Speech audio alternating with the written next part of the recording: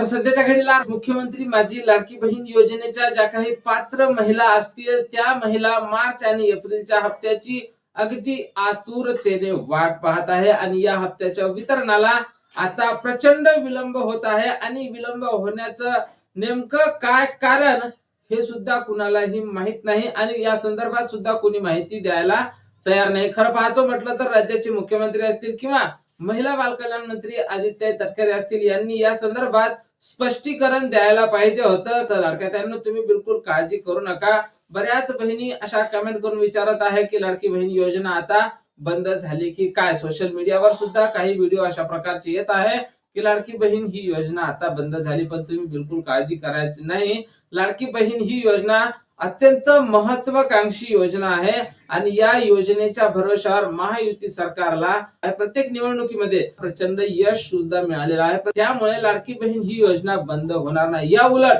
या योजनेत अजून काही सुधारणा करण्याचा प्रयत्न सुद्धा सुरू आहे। त्यानंतर लखपती दीदी ही योजना सुद्धा लाडकी बहीण योजनेअंतर्गतच राबवण्यात येणार आहे। त्यानंतर लाडकी बहीण योजनेच्या मानधनात वाढ करून 2100 रुपये देण्यासंदर्भात सुद्धा चर्चा चालू असल्याची माहिती सुरू आहे आणि ही बातमी सुद्धा एक सकारात्मक दिशेने जात असल्याची माहिती समोर येत आहे। म्हणजेच लवकरच तुमच्या मानधनात वाढ करून 2100 रुपये तुम्हाला लवकरच हप्ता हा मिळणे चालू होणार आहे। पण सध्याचा जो लाडक्या बहिणींचा प्रश्न आहे की मार्च आणि एप्रिलचा हप्ता हा एकत्रित येईल काय किंवा मार्चचा जर हप्ता येत असेल या हप्त्याच्या वितरणाला एवढा विलंब का।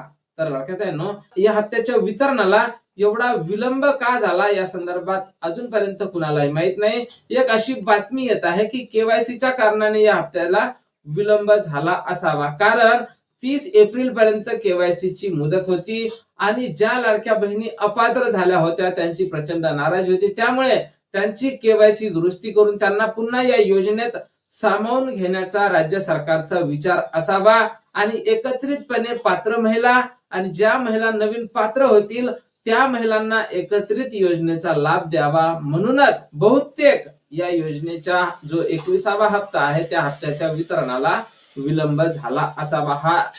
हे एक